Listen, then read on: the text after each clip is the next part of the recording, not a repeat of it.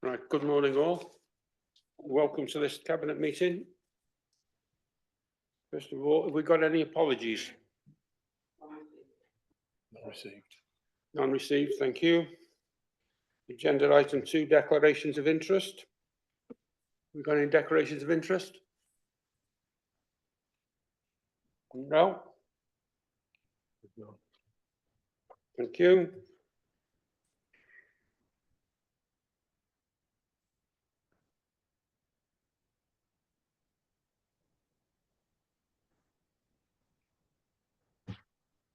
Page 7.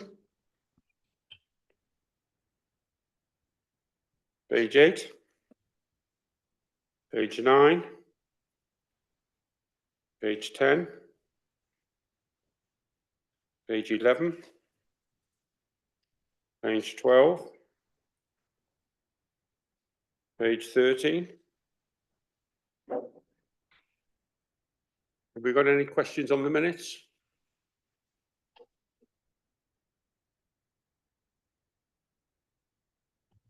Councillor Chris Bithell, seconded by Councillor Married Eastwood.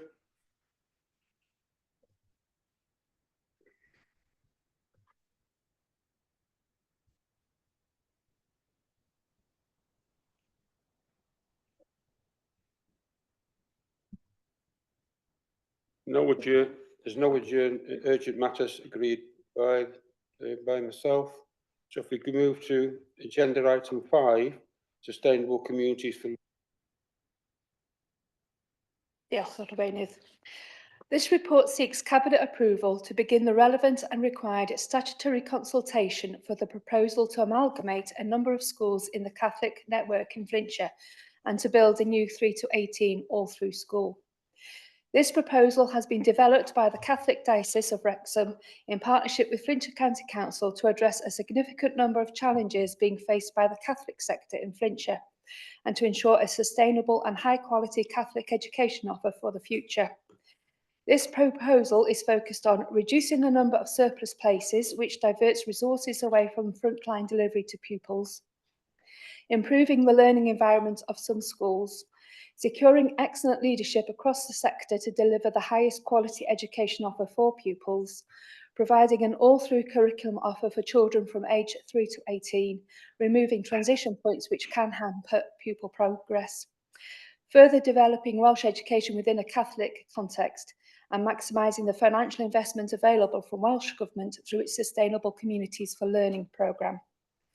Achieving this ambitious vision will require significant organisational change to the current Catholic school estate, but will deliver a long-term sustainable model in a state-of-the-art building, which will more effectively support learners to achieve their potential. The proposal is to open a new voluntary aided 3 to 18 all-through school to replace St Anthony's Catholic Primary School, St David's Catholic Primary School, St Mary's Catholic Primary School and St Richard Gwyn Catholic High School. The proposed location for the new all-through school is on the co-located St Richard Gwyn Catholic High School and St Mary's Catholic Primary School site in Flint. The combined site is large enough for the new school to be built whilst the existing high school and primary school are in operation.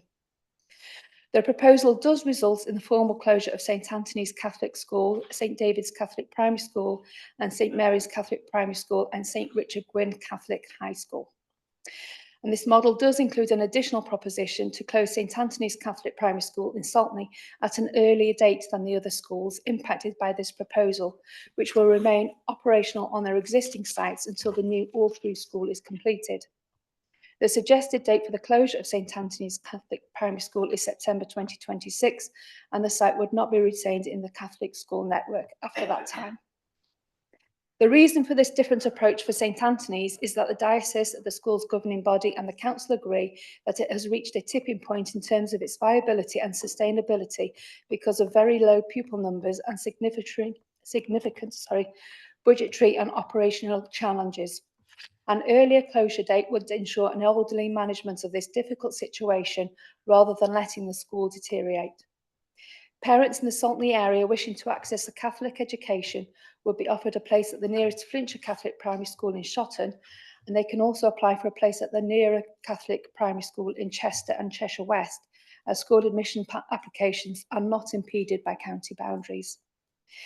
The never say that word properly, proposal is aligned with the Council's own objectives in relation to school modernisation, which is to deliver quality learning environments to support effective teaching and learning and to reduce the number of unfilled school places. Additionally, the Diocese of Wrexham sought this partnership approach with the Council as it does not have the necessary infrastructure to manage the statutory processes around school organisational change, and recognise the Council's expertise in this area through its school modernisation team in the Education and Youth portfolio. This proposal will be managed in line with the requirements of the School Standards and Organisation Wales Act 2013 and School Organisation Code 2018, which requires further Cabinet reports at key stages of the process before a final decision on whether to proceed with the proposal is agreed. Before I move to the recommendations, I would invite any questions on the report. Thank you, Mary. Is there any questions?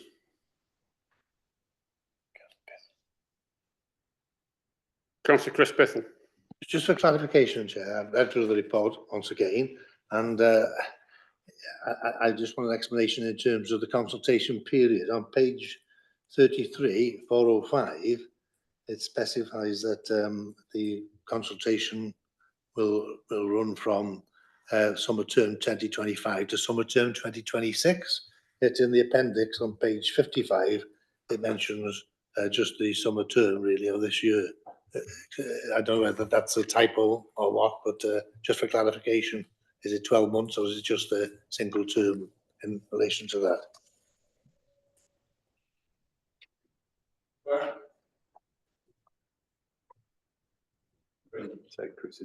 Sorry. Yes, thank you, Councillor Bethel. I'm just sort of going through the documentation now. I'll go back and I will absolutely double check that. I don't have Jenny Williams with us today. She's on annual leave, so I will go back and actually check those dates for you and issue a response to all Cabinet members, just so we're absolutely clear, obviously, on the consultation period. But of course, that will be included in, if decision is taken to move to consultation today, that will be included, obviously, in all the documentation that is issued. But yeah, I just want to absolutely double check before I respond to that. Thank you, Claire. I do actually have an email from Jenny with that information in it. Okay. So they're working on the following schedule. That Cabinet approves the proposal today, hopefully. That consultation opens week beginning 28th of April 2025 after the Easter break. That it closes week beginning 9th of June 25. That Cabinet considers a consultation outcome in September 25 and determines at that point whether to enter the objection period. If we decide to go through to the objection period, that will open at the end of September or the beginning of October 25. The objection period will close at the end of October or beginning of November 25. And then for Cabinet to then consider the objections and consultation outcomes to determine proposals in January 26. And then subject to all that, there'll be a proposed implementation date of September 26. Yeah, thank you, Chair. That's in line with the appendix 2 on page 55. But as I say, in 405 of the main report, it seems to suggest otherwise. I might be reading it wrongly, but that's the way it appears. Okay. Apologies for that error then, Councillor Bethel. What's the Councillor Bethel? You're obviously reading the papers. Any other questions? Councillor Richard Jones. Yeah, mine's a very simple question, and I'm not a teacher, so I can't really answer it. The difference between amalgamate and merge. It's my understanding that merge means that when you put together two or more entities into one, making one single entity, but then you may lose one or two of those other entities. That's what merge means. Amalgamate might mean something different. So I'm not sure whether that's right. I need a teacher to answer me, really, because I don't know.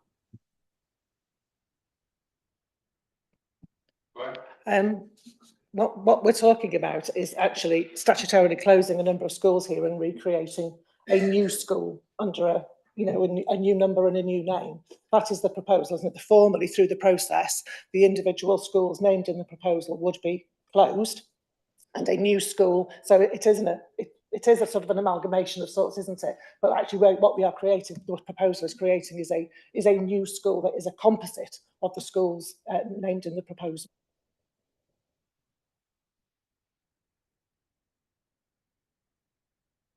Okay, Mary, read the recommendations. Diolch. Recommendation 1 is that Cabinet notes the contents of the report and the rationale for this proposal from the Catholic Diocese of Wrexham as they seek to effectively manage their school estate in Flintshire in the context of falling pupil numbers and funding challenges. And 2, that Cabinet approves to commence consultation with relevant stakeholders on the proposal to close St Anthony's Catholic Primary School, St David's Catholic Primary School, St Mary's Catholic Primary School and St Richard Gwyn Catholic High School and open a new 3 to 18 all-through Catholic school to provide for learning provision for the Catholic community. I formally move the recommendations. Thank you. Councillor Glyn Banks, all in favour?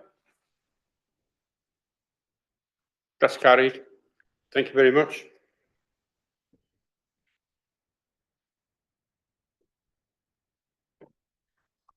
Agenda item 6, Flintshire Flood Risk Management Strategy.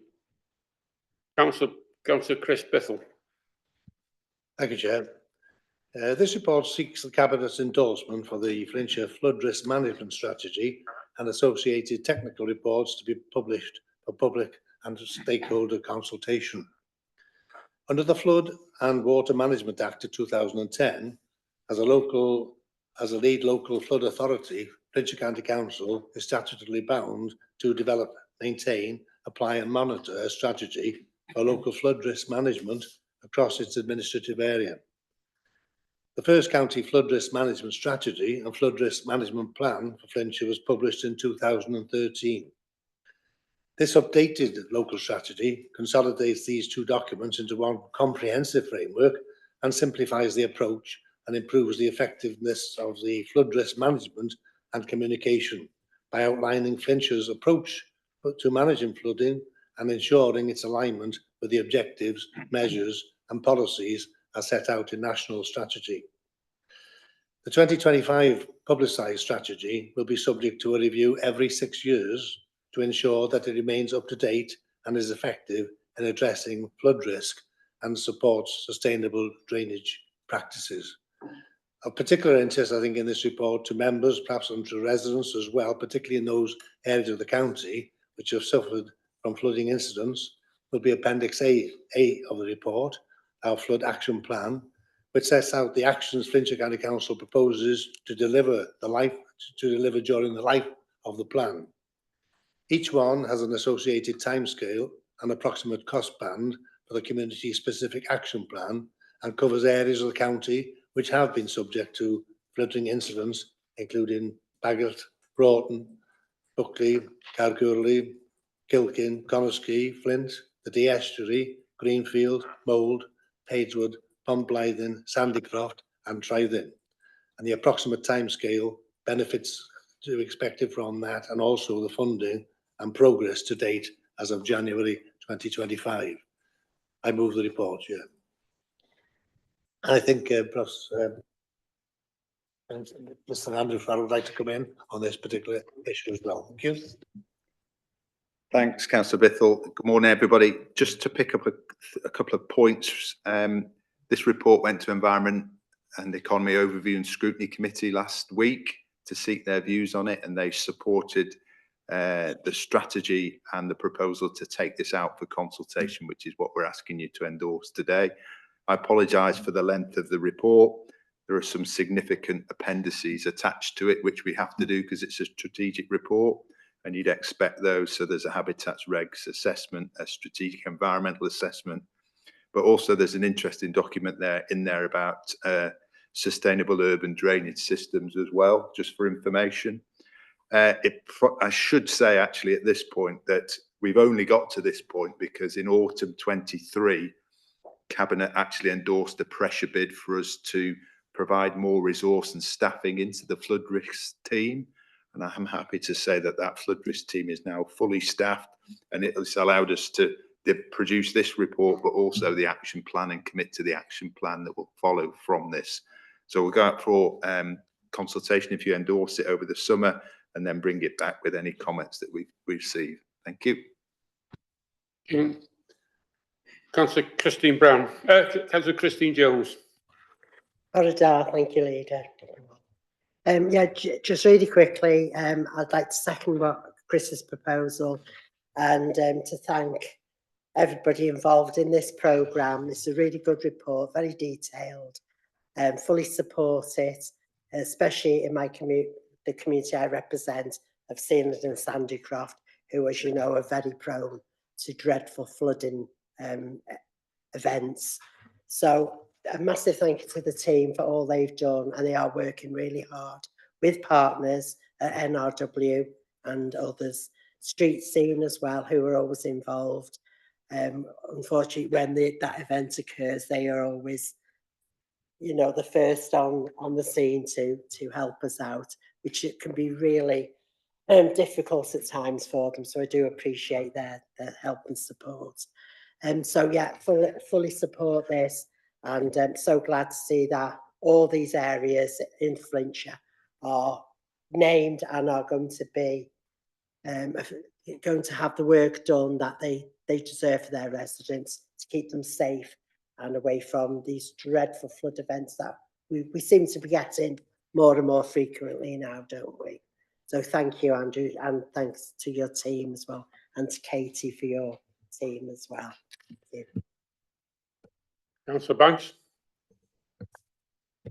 Thank you, Chair. Yeah, just to reiterate really what Councillor Jones has just already said, because I have made it clear to local residents that the de-estuary part does cover, because it doesn't actually name the areas by ourselves, but we've had some fantastic good results over the last few years, solving a lot of the issues already along the coast road, and there's more in place. We've had further good news this week, haven't we, about another one which is about to get sorted out, and it's great to see, as Chief Officer said, that you've got a full complement on the team.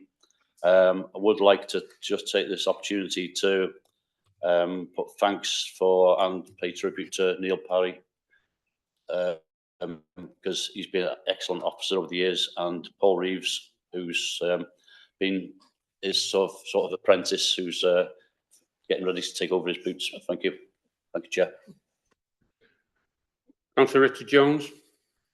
Yeah, I know I asked this question in formal cabinet about 10:15, but because it's been published now, is there any extras that affects this in any way? Just to ask the Chief Officer, now that it's been published, is there anything in 10:15 that does affect this?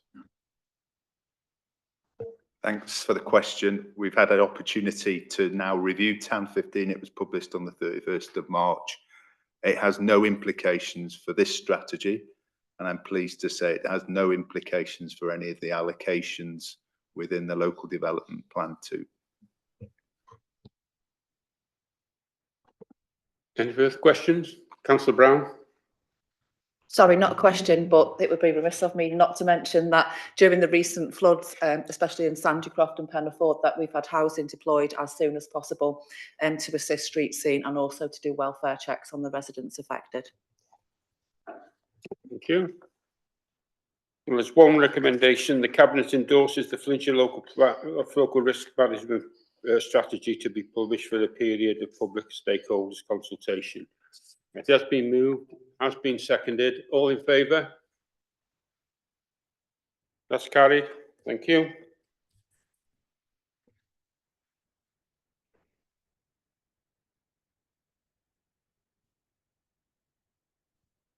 Agenda item 7, the Revenue Budget Monitoring Report for month 11. Councillor Paul Johnson. Thank you very much, Chair.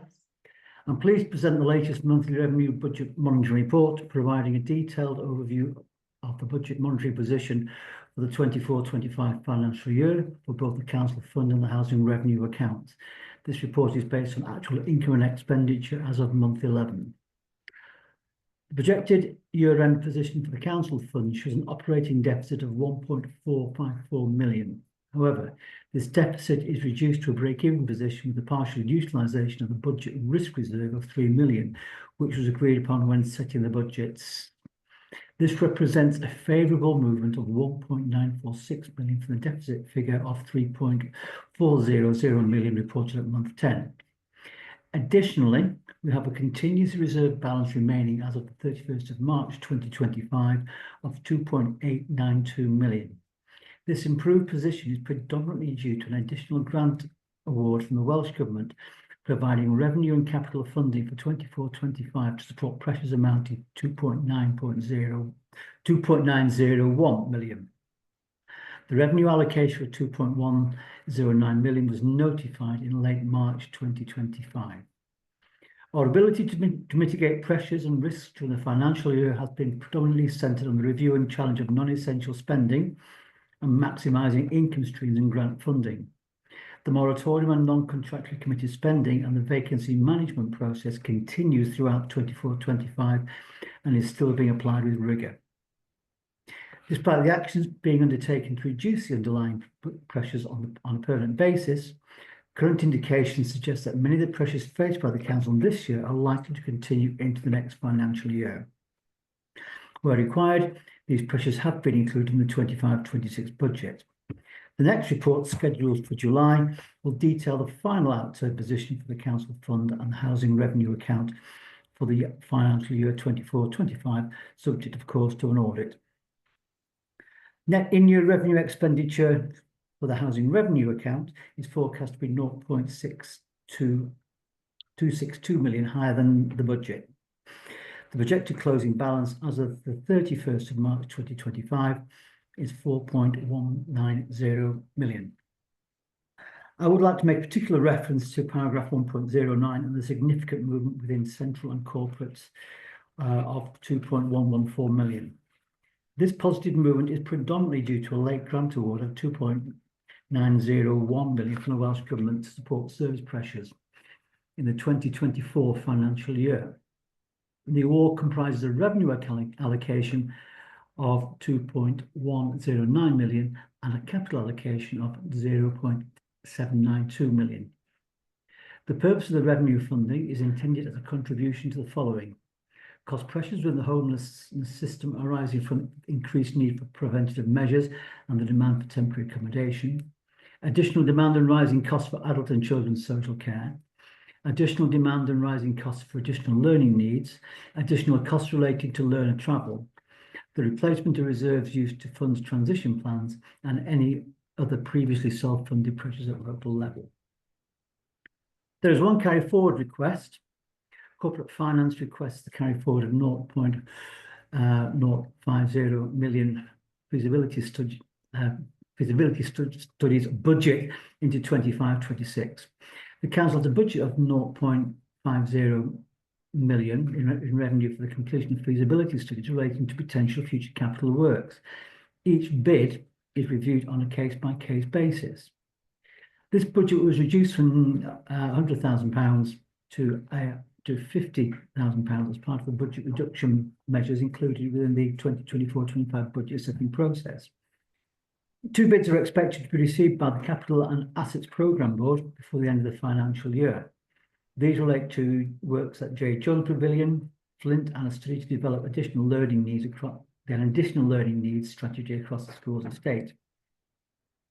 It is expected that the bids will require the total budget available. If these budgets are approved by the Capital and Assets Programme Board, given the timescales, they're not expected to be completed within the 24-25 financial year and will therefore need to be completed within the 25-26 financial year.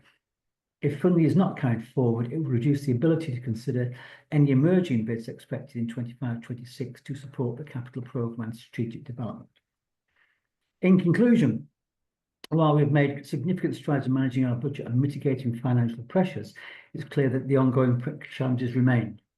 The additional funding from the Welsh Government has provided much needed relief, but we must continue to be vigilant and proactive in our financial management. Our commitment to reviewing non-essential spending and maximising income streams will be crucial as we move forward in the next the current financial year. I know that all portfolios will maintain their rigorous approach to financial management and continue to identify opportunities for efficiency and cost savings.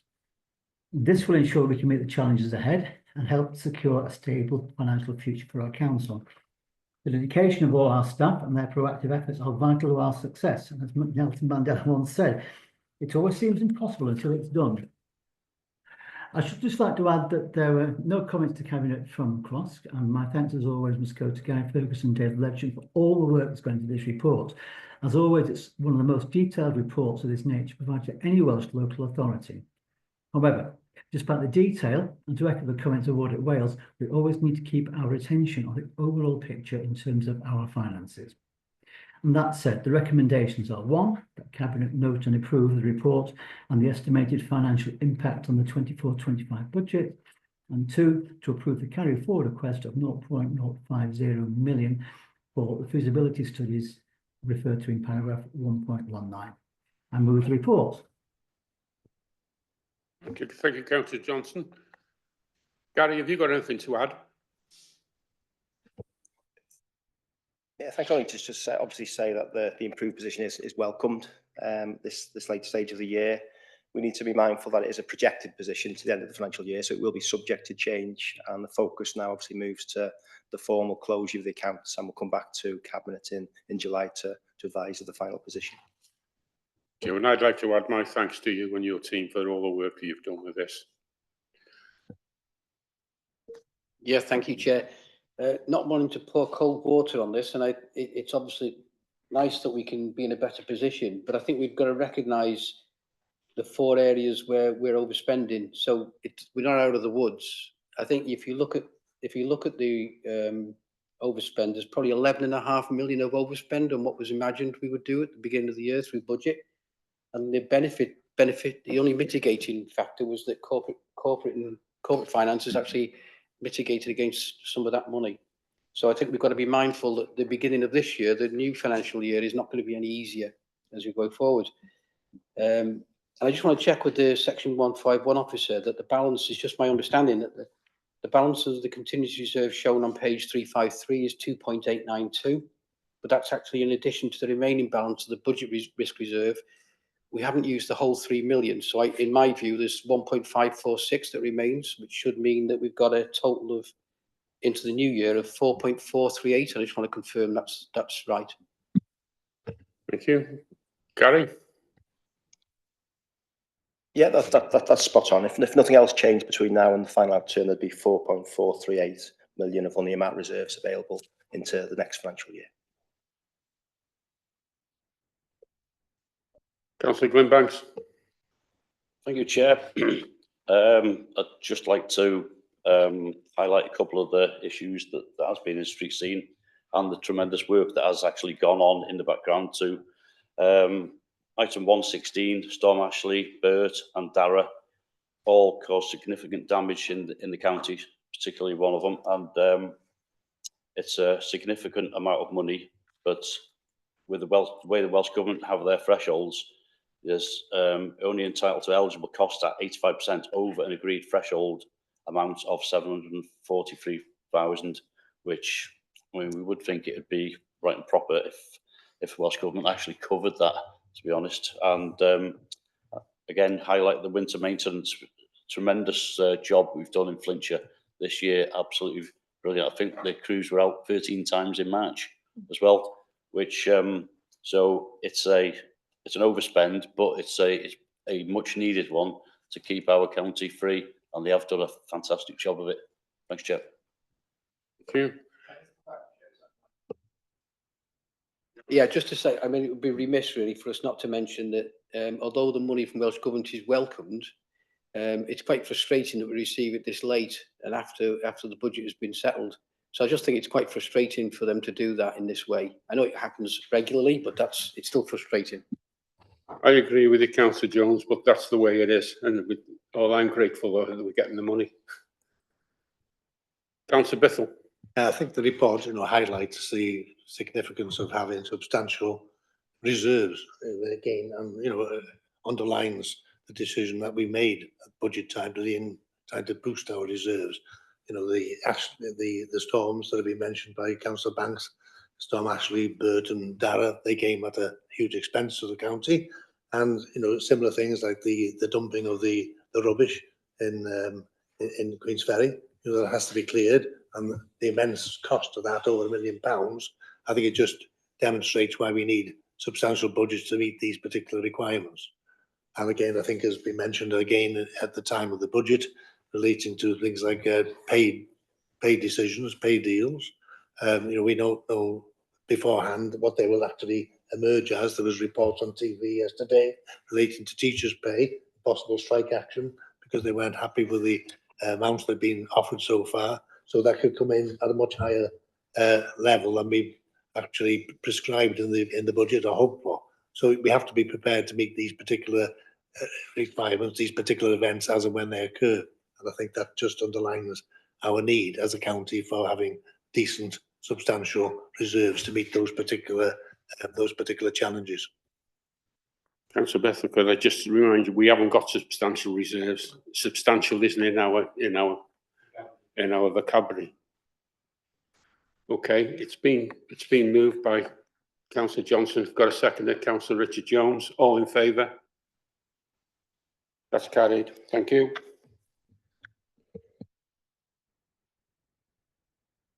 Agenda item 8, disabled adoptions policy. Councillor Brown. Okay, thank you. This report details proposed amendments to the private adaptations policy. The Housing Grants Construction and Regeneration Act 1996 places a mandatory duty to provide grants to adapt or provide facilities for disabled people in dwellings. The statutory limit is set by Welsh Government and is currently set at £36,000 per application within a 5-year period. Under the current policy, the grants allow for works up to £15,000 to be delivered without a means test. Due to the increase in adaptation costs and increased applications, the amended policy offers a grant of up to £10,000 for all applicants. Any costs above the figure will require the applicant to be mean tested. The second change is around land charges. Previously, a policy set a land charge of £10,000 for large cases up to £36,000. It is proposed to set a land charge for costs above £10,000 and up to the mandatory limit of £36,000, meaning that the property could have a maximum land charge of up to £26,000. The third proposed change is around the relocation grant. Previously, the applicant could apply for assistance of up to 20k and could be used to meet the difference in property values. The amended policy will place the responsibility on the owner to have a mortgage approved for any relocation. The grant will be 10k in line with other local authorities and can only be used to pay fees and costs associated with the move.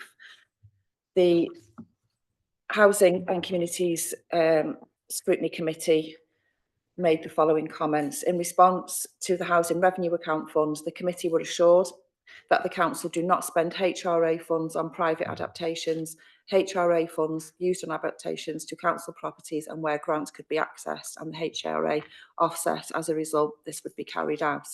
Questions were raised around the average cost of an adaptation, but the committee were informed and accepted it was difficult to provide an average cost due to the number of components for large adaptations and the need for components to be bespoke to the person requiring the adaptation.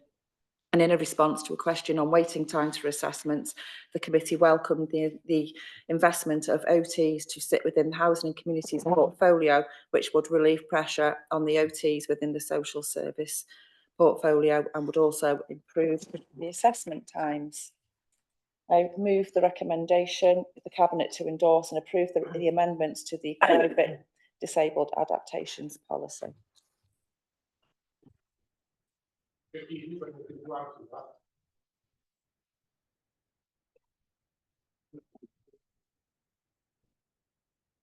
got anything to add to that, or are you okay with it?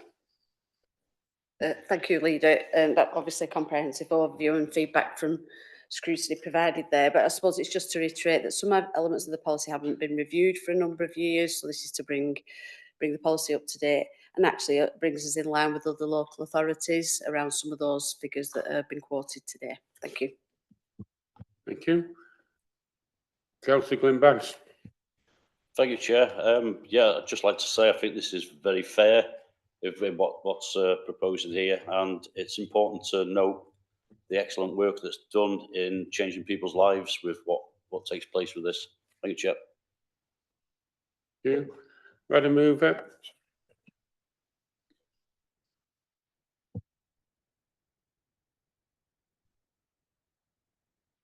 Married? Seconded. Councillor.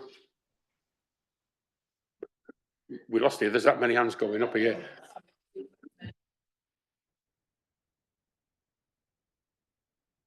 Married, your seconded. Okay, all in favour? That's carried. Thank you.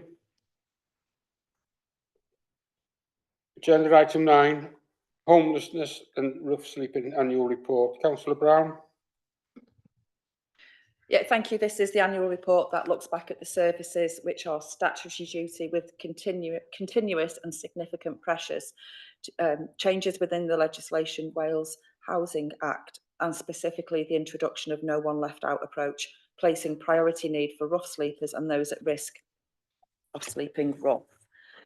Further reforms to the legislation are contained within the Ending Homeless White Paper, which was released in October 2023. And this could see additional duties placed on councils and extended partners. And you will previously know that I have spoke in scrutiny and cabinet, where we are absolutely dead cert on protecting local connection. Monthly data reports are now routinely provided to the Housing and Communities Scrutiny. That does have a lot of data within there. I won't go through it all. The demand for services across the calendar year of 2024 continued to be high, and that's in Appendix C1. The numbers of homeless presentations continue to be high, and the top 5 reasons are in 103. Paper went to Housing Scrutiny last week. There were no specific comments raised by the committee, but there were positive comments made around the work of the homeless officers and other staff in dealing with homeless duties and assessment. The committee also thanked Martin for his comprehensive report. And I shall move the recommendation, which is to note the report and continue to support the work being undertaken by the Housing and Preventive Service. Thank you, Councillor Brown. Have we got any questions? No. So Councillor Brown's moved it. Do we have a seconder? Councillor Richard Jones, all in favour? That's carried. Thank you.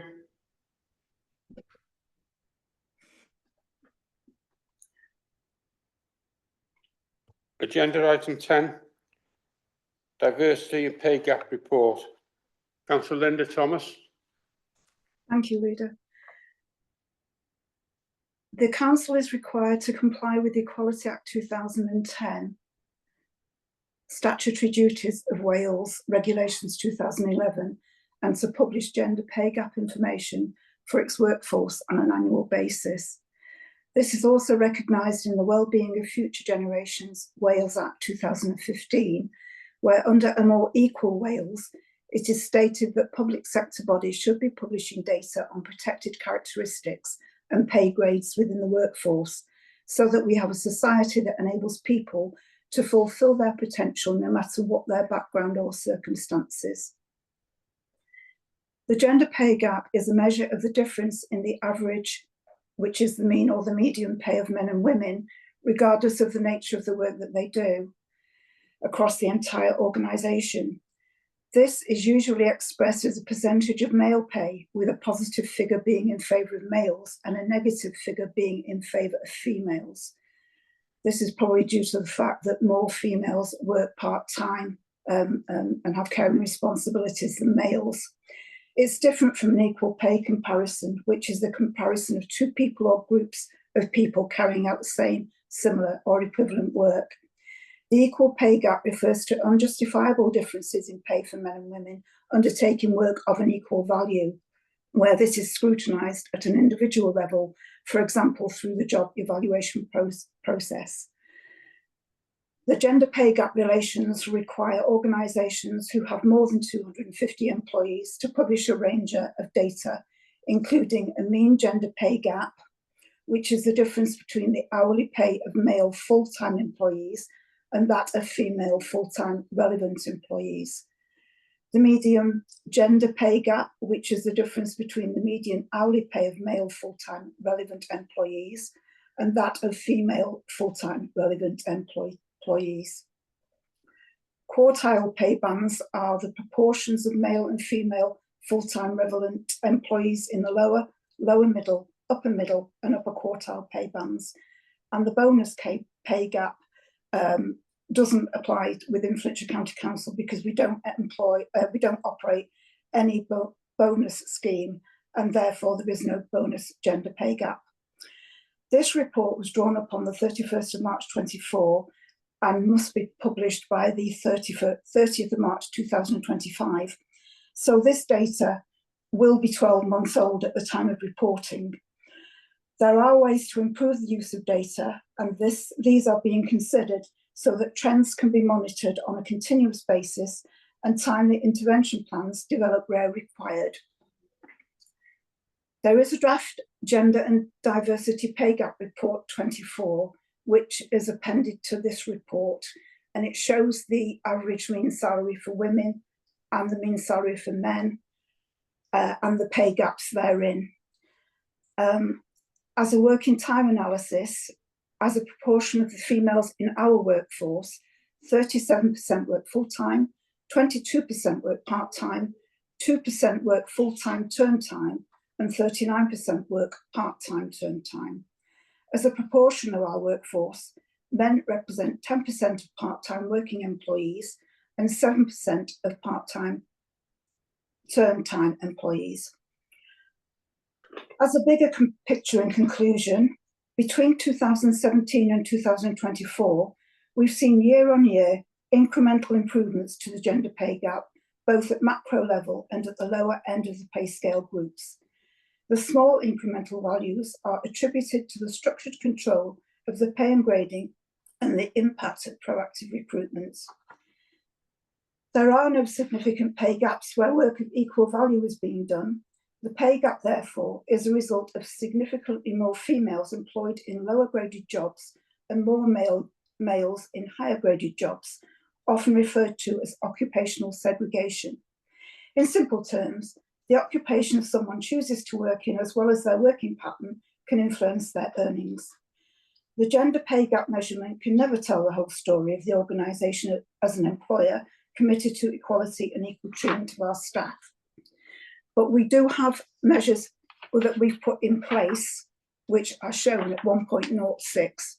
1, 2, 3, 4. There are 6 of them. The audit provides assurance that the County Council's job evaluation scheme and the process within which it operates are robust and they do meet equality requirements. There is an action plan in place in 2025-26, and the Council will undertake 7 actions to assist in further reducing the overall pay gap. These are shown at 1.07 of the reports. The recommendations attached to this report are one only, that Corporate Resources Overview and Scrutiny Committee notes the report and provides any feedback, which I think probably has already been done, but please correct me if I'm wrong.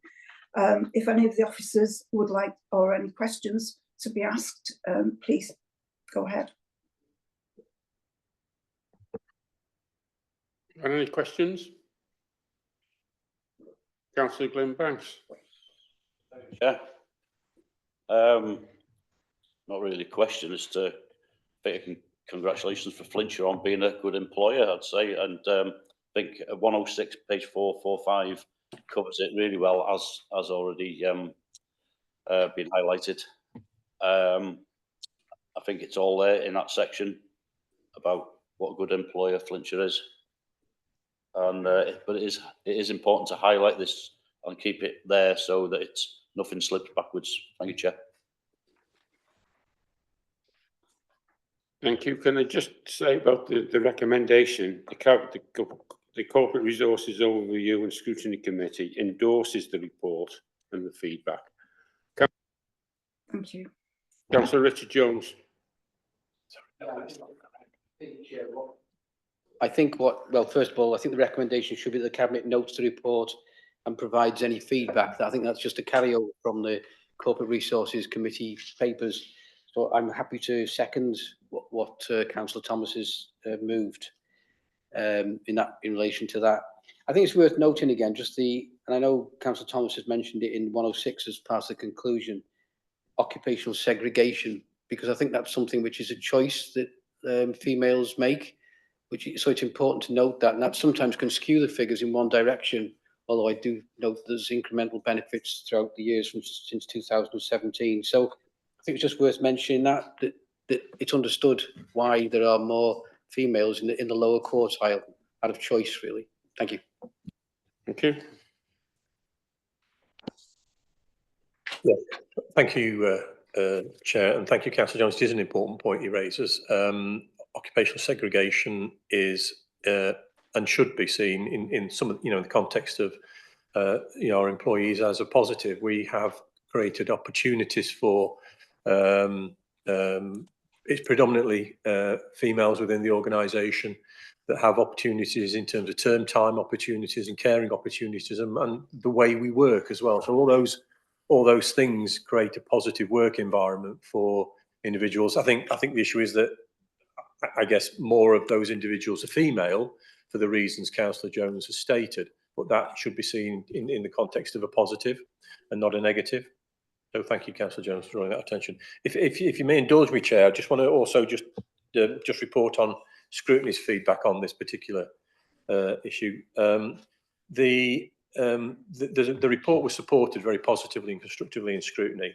One of the points raised by one of the scrutiny members revolved around disability and some clarification around disability and the number within the report, or within the annual report, around 3.07% in terms of those within the council's employment disclosing a disability. That is a question that we have asked, and that is the response that's come back in terms of that percentage. However, I think it's important to note that we are a disability confidence employer. Hybrid working does support people with disabilities in terms of allowing them to work from home, and we encourage that particular position as well.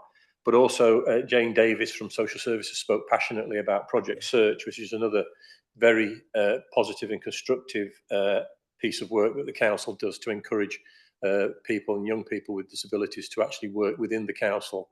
And it may be that Councillor Christine Jones might just want to add a little bit more context around Project Search. Thank you, Chair. Thank you. Councillor Christine Jones. Thank you, Leader. I was so pleased when Jane came in on that at Cross last week, because it's something that we're really proud of in Flintshire. We've been working on Project Search now for many years. We've had many interns through our hands, shall we say, and we've managed to get employment for the majority of them. These are lovely young adults who have got a lot to give to the workplace. They're very talented, they've got great skills, and if it wasn't for Project Search, they wouldn't have that chance to go into paid employment. In fact, we have an award ceremony every year to honour their wonderful achievements. It'll be coming up June or July this year. We do it in partnership with Clwyd Allen. So it's a real partnership working that we do between Flintshire, Clwyd Allen, and the young people who are part of that scheme are just so proud when they are honoured at that ceremony.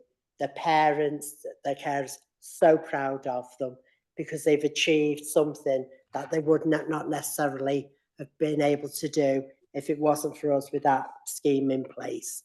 So yeah, it's something Flintshire have pushed for, and it's something that's worked so well for us, and we are really, really proud of its success.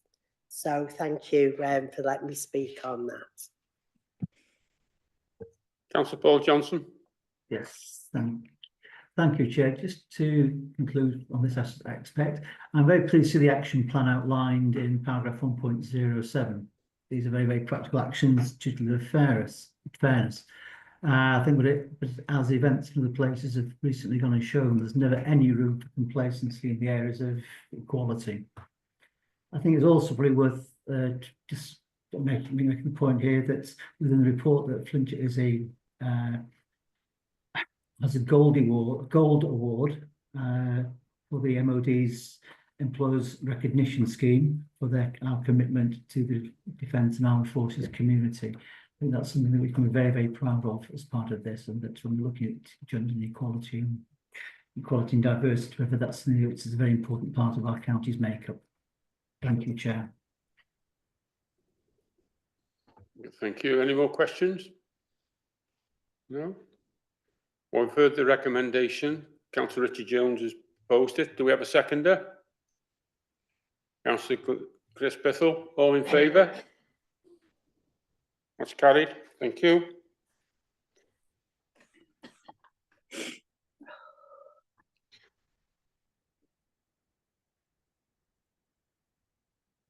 Agenda item 11, corporate risk register. Councillor Linda Thomas, are you taking this one? Yeah. A corporate risk register is used to record significant risks that could impact the strategic objectives and operations of an organisation. There are 12 risks on this register at the moment. The corporate risk register identifies potential developments or occurrences which, were they to occur, would jeopardise the council's ability to achieve its priorities, provide services as planned, and fulfil its statutory duties. It is those risks which are deemed necessary to be managed at a corporate level rather than at a portfolio service level. Flintshire County Council Corporate Risk Report is owned by the Chief Officer team and Cabinet. As this is a live document, frequent review is undertaken, and where there are changes, this will be reported upon within the quarterly reports. Since the corporate risk register update in January 25, there has been little movement regarding the 12 corporate risks since the corporate risk register. An indication of their significance and strategic nature and complexity report was presented to committees in January. However, each risk has been reviewed, ensuring consideration of feedback received from all the committees, and new mitigating actions have been added for risks. The 5 risks are reserves, recruitment and retention, employment-related costs, care provision stability, increase in residual waste. In January's report, it was highlighted that 1 risk had deteriorated and 1 had improved. An update regarding the 2 risks shows that the risk RGV01, loss of IT cybersecurity risk, had deteriorated due to local and international events impacting cybersecurity, and the risk score was a 20. The scoring of this risk has remained the same since December, and the risk in the housing revenue capital investment had improved as the Welsh Government are working with local authorities to reduce the impact where possible. And although the risk was improving, it was still above the target score. This risk scoring of 15 has remained the same since December.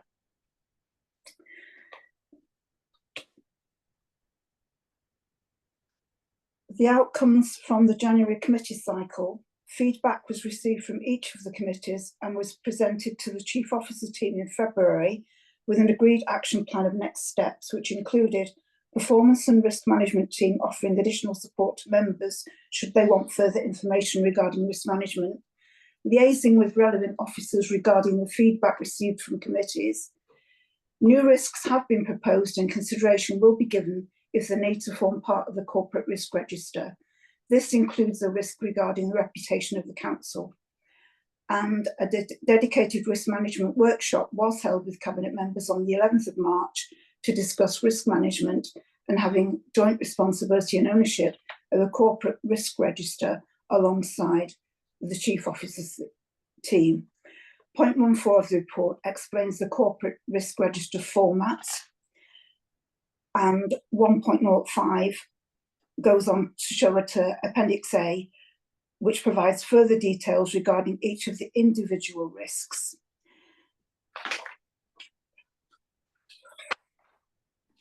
The recommendation on this report is that Cabinet review and accept the Council's Corporate Risk Register report, and I would open the floor to any questions or comments from officers. Thank you. Thank you, Councillor Thomas. Any questions? Councillor Helen Brown. Thank you. It's not a question, it's just in relation to RCF09. This did go to committee, to the Housing and Communities last week, and their comments I will read out. So it was in response to a question on the risk relating to the HRA capital investment remaining amber. The committee would advise that the delivery of the Welsh Housing Quality Standard was going to be expensive. One of those mitigating actions was that the delivery of the energy pathways for all stock to be completed, and this was a highlighted risk within the business plan until further reassurance could be provided by the Welsh Government that further additional funding would be received. And I seem to keep repeating that comment, but it is factual. Until we get the funds that we need, then that is one of the high risks in there. So that's just relating to RCF09. Thank you. Thank you, Councillor Brown. I totally concur with what you're saying. Councillor Richard Jones. Yeah, thank you, Chair. It was just in relation to some comments that were made in Environment Committee, just to bring those up, which I think there was some members of the committee that were concerned about how we would reduce residual waste. And I think the Chief Officer gave pretty much an A to Z on how we could do that. And there was still concern over the soft plastic, which is something which I know the Chief Officer is trying to source a place where we can send that. And somebody had mentioned Tesco, that Tesco actually had a front of shop area where they could recycle. And I know that investigations had identified that some of that items, it wasn't being disposed of properly, it wasn't being recycled correctly. And so it was going to incineration. I think what Flintshire is trying to do is the right thing, to try and make sure that wherever we take it, it's in the correct way from a recycling perspective. And that's the difference between, you know, a public body such as Flintshire and a shop such as Tesco or Sainsbury's. Thanks. Thank you, Councillor Jones. Neil. Thank you, Chair. Just a bit of an update from Corporate Resource Overview and Scrutiny Committee. There were a number of comments specifically around the wider economic instability and the impacts that might have on debt repayment, on our gilt position or gilts in terms of the UK market around gilts and confidence levels. I mean, overall, our investment strategy is set out within the Treasury Management documents that we've got, and we have Arlington Close, who we refer to, who are our specialised and expert advisors in relation to these matters. I think essentially what was being referred to, as you'll be aware, is the activity around tariffs and what that may or may not have in terms of the impact on markets. This council's not, it isn't, you know, protected from some of those aspects. When markets move, it can influence it can impact and influence our financial position as well, and creates instability generally across the UK. We're no different from some of that. And the other issue was around the reserves position, and essentially a question seeking to determine what is the level of reserves, or what are the level of reserves. Is there a specific percentage? And the corporate manager for finance confirmed that, you know, CIPFA don't have provide that particular advice or guidance. And I think ultimately it's based on a risk-based approach, and that wouldn't be inconsistent in relation to a number of councils in terms of how they adopt that and pressures within the system specifically. I don't know whether Gary may want to come in and just add a little bit more clarification to that. Gary? Yeah, there's no absolute figure, no absolute percentage that needs to be applied. It's just down to local judgment, taking into account your funding levels compared with the risks that we obviously report in detail. through the budget monitoring report and as part of the budget report for 25-26 as well. Obviously, there was a section from my role, which is a statutory responsibility to give advice as well. So I will certainly make some inquiries with neighbouring colleagues in other councils, and we've agreed to sort of explore it as part of the MTFS journey, if you like, 26-27. Thank you. It has been moved by Councillor Thomas. Do I have a seconder? Councillor Richard Jones. All in favour? That's carried. Thank you.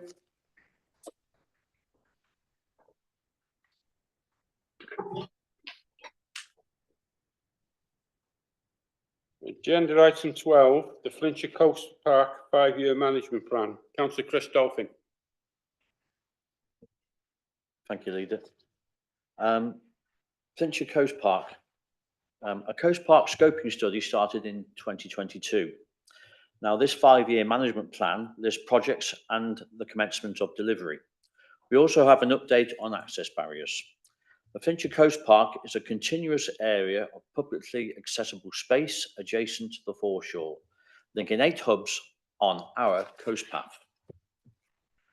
The plan defines target areas for improvement and usage by pedestrians, cyclists and horse riders along the Flintshire coastline, stimulating interest in the coast's natural history and maritime culture, and outlines how to provide residents and visitors with an improved sense of place and arrival.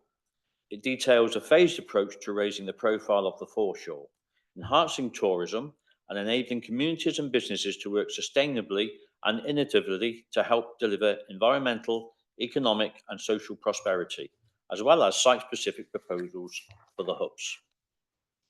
The Shared Prosperity Fund has been used to realise the foundations and building blocks of the Flintshire Coast Park. This first management plan for the Flintshire Coast Park sets out the strategic direction for the park in line with current policy and legislation and contains action. The work proposed within the Flintshire Coast Park is supported by and contributes to a number of national and local plans, policies and strategies which highlight the importance of green space, green infrastructure and recreational areas and seek to both protect and enhance them. This action plan brings together an updated list of management actions needed across the Flintshire Coast Park area and is followed by maps and actions plans for each individual hub. Flintshire Coast Park comprises land owned by Flintshire County Council and private landowners. Whilst we can only make improvements to land that we own and manage, we can work with others to strengthen and build partnerships and work towards developing joint initiatives. Flintshire County Council acknowledges the individuals, groups and businesses who give their time to volunteer within the Flintshire Coast Park. Volunteering brings undoubted benefits for the delivery of the management plan, but also to the individuals as well. They are hugely important. A-frame barriers from Saltney to Connors Quay, which were installed during the creation of the Wales Coast Path, have been removed. The remaining A-frames along the Wales Coast Path will be removed over the course of 2025-26 in consultation with North Wales Police, local communities and user groups. Discussions are ongoing with private landowners in the Tilapra area regarding the removal of A-frame barriers on their land. The 5-year plan is exciting. 8 hubs east to west: Saltney, Northern Gateway Garden City, Connors Quay Shotton, Bagot Foreshore, Greenfield, Llanico Moor Mostyn and Tilapra Gronant. Flint Foreshore is the central hub, geographically with its castle and near the town and public transport, and importantly too, its lifeboat station. Each hub has actions required. In Flint, working in collaboration, a new heritage building will be brought into fruition, and continue to protect Nattisack Toes in the Tilapra area is another example. Timelines can change. As such as abandoned boats in Connors Quay Dock, Bettisfield and Greenfield are already having removals. There's 2 recommendations and I propose both of them, but questions, and no doubt the Chief Officer may wish to say a few words as well, are welcome. Thank you.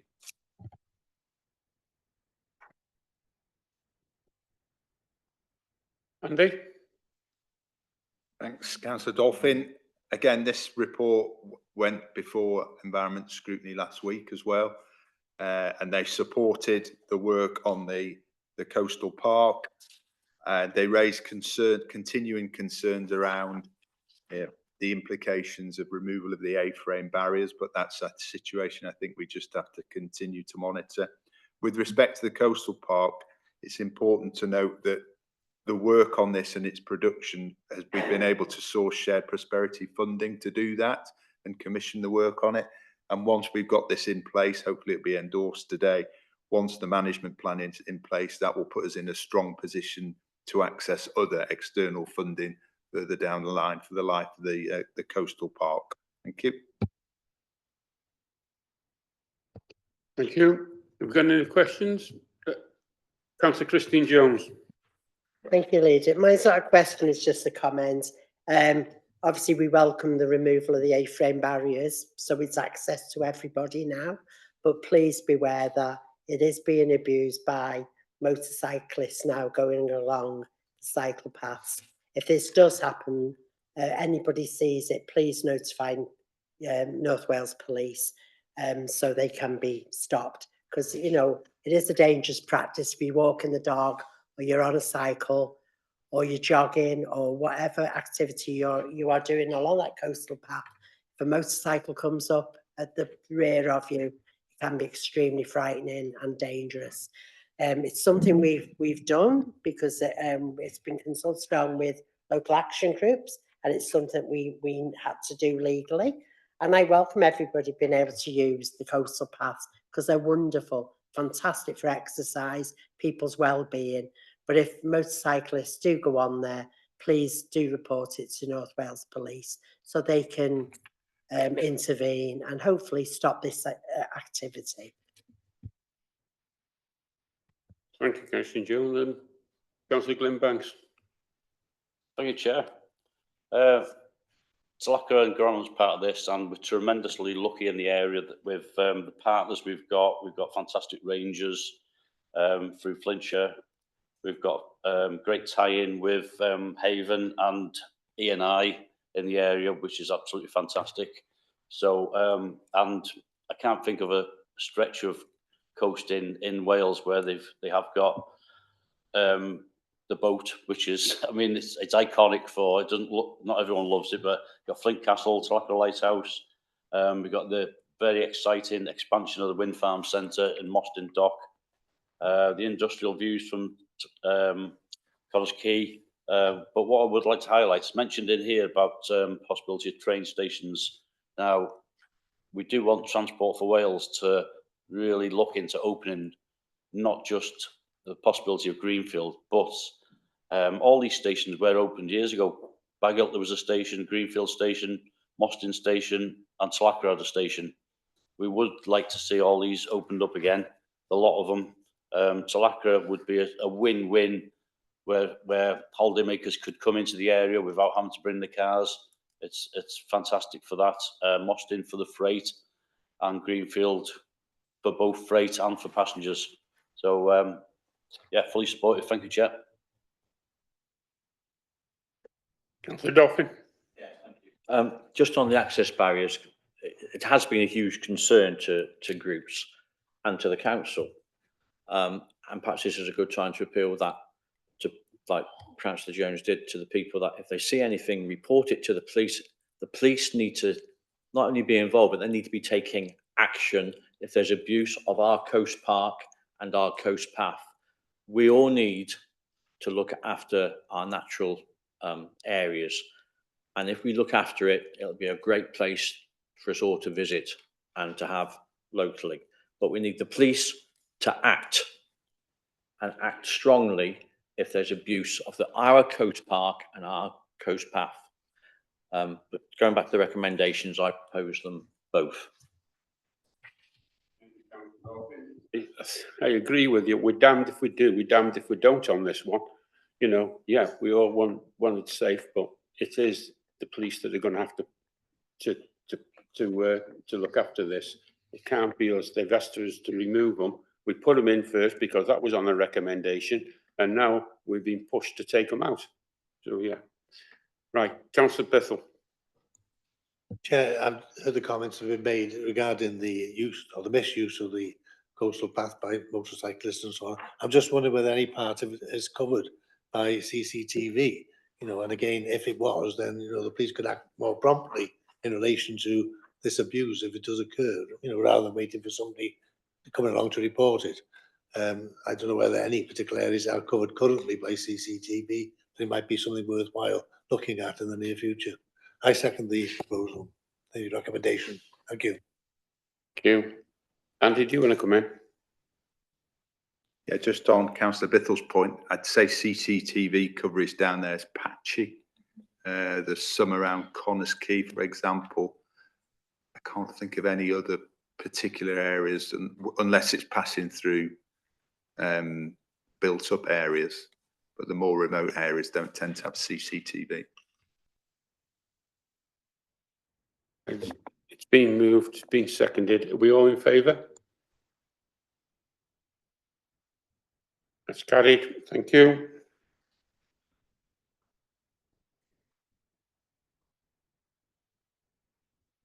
Agenda item 13, exercise of delegated powers, where there's none to report.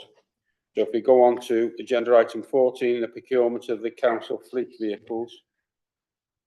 You need to take a vote to go into closed session first. Can we exclude the press and public? Thank you. Have a good day, Alex.